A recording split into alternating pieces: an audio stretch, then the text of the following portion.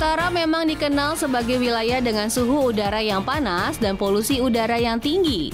Tapi meski demikian, tim Edge Jakarta sudah membuktikan langsung bagaimana kawasan padat lalu lalang mobil proyek ini juga punya pesona unik sendiri seperti wilayah-wilayah lainnya di Jakarta.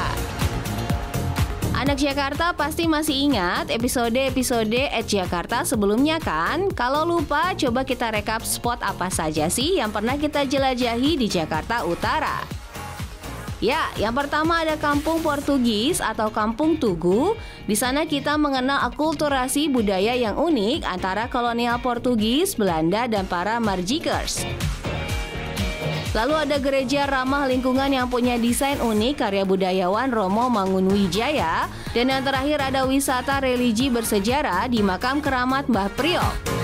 Selain 3 spot menarik tadi, kali ini tim Edge Jakarta akan mengajak anak Jakarta main ke Jalan Kebon Bawang Tanjung Priok. Untuk transportasi tak perlu khawatir, cukup naik Transjakarta dan turun di halte Permai Koja. Lalu tinggal jalan kaki ke seberang halte. Ya, anak Jakarta, selamat datang di Pasar Ular Permai. Tenang-tenang, tak ada jual beli hewan reptil kok, tapi surga belanja berbagai komoditas rumah tangga dan barang sehari-hari, dari koper, tas, kain, sampai kompor ada di sini. Harga yang relatif lebih murah dan pilihan produk yang beragam menjadi 2 alasan pelancong senang belanja di sini. Tapi selain komoditas tadi, tentu mata kita akan salvok dengan cantiknya deretan keramik porselen yang ramai dijual di berbagai kios. Ya, sejak tahun 1970-an, Pasar Ular Permai dikenal sebagai surganya pecinta keramik, porselen, dan kristal. Para pedagang mengaku sudah puluhan tahun setia menjual barang hiasan ini. Anak Jakarta bisa lihat sendiri bentuk-bentuk unik keramik dan porselen dari perlengkapan makan, guci, pot, patung, sampai hiasan dinding. Untuk harga tentu bervariasi, dari Rp10.000 hingga puluhan juta rupiah. Tergantung dari ukuran, keunikan bentuk, hingga asal keramik dan porselen. Tenang, anak Jakarta, semua harga tadi masih bisa dinego.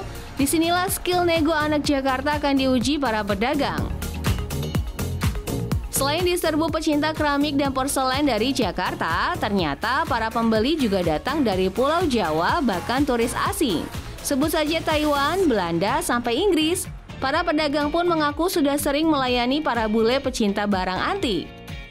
Dari semua motif dan warna-warni keramik juga porselen, ada satu motif yang paling digemari pembeli.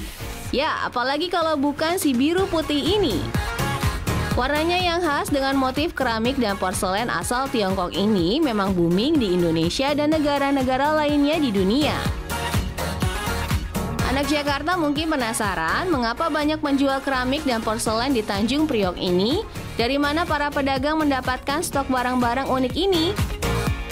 Ya, ternyata para pedagang punya relasi yang erat dengan sesama pedagang keramik dan porselen lainnya di berbagai daerah. Mereka saling bertukar barang. Oh ya, ada juga pengepul barang-barang antik yang suka menawarkan koleksinya ke para pedagang. Tak jarang, keramik mahal bisa dijual murah karena si pemilik belum tentu tahu harga asli dari keramik yang ia miliki. Disinilah para pedagang mendapatkan keuntungan yang cukup menggiurkan. Selain 2 cara tadi, tentu para pedagang juga berelasi dengan penjual keramik dan porselen dari luar negeri. Negeri Tiongkok tentu saja menjadi negara produsen utama.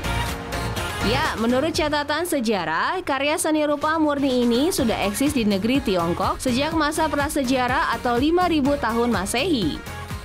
Tak seperti keramik dan porselen sekarang yang bisa diproduksi massal dengan mesin, pada awalnya proses pembuatan kerajinan seni rupa murni ini terbilang rumit. Sang artisan perlu skill khusus dan pasokan material bermutu tinggi. Dalam tradisi pembuatan keramik dan porselen Tiongkok kuno, setidaknya ada 6 tahap dalam proses pembuatan kerajinan. Dari pencarian bahan baku yang diambil dari daerah yang memiliki tanah liat, batu alam, dan silika dioksida berkualitas tinggi.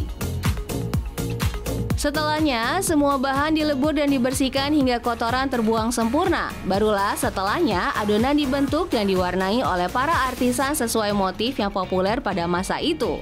Setelahnya, adonan yang sudah berbentuk dan berwarna akan dibakar dalam tungku kuno dengan suhu 1000 derajat Celcius. Barulah keramik masuk ke tahap pendinginan yang memakan waktu sepanjang 12 jam.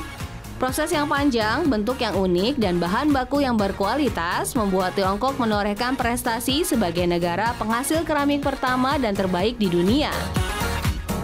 Oh ya, anak Jakarta, meski berasal dari Tiongkok, namun dalam perjalanannya, keramik menemukan bentuk dan motif yang terus berevolusi sesuai dengan kemajuan teknologi dan kesukaan para raja di tiap dinasti. Dari dinasti Han 2000 tahun lalu hingga dinasti Song pada 960 sampai 1279.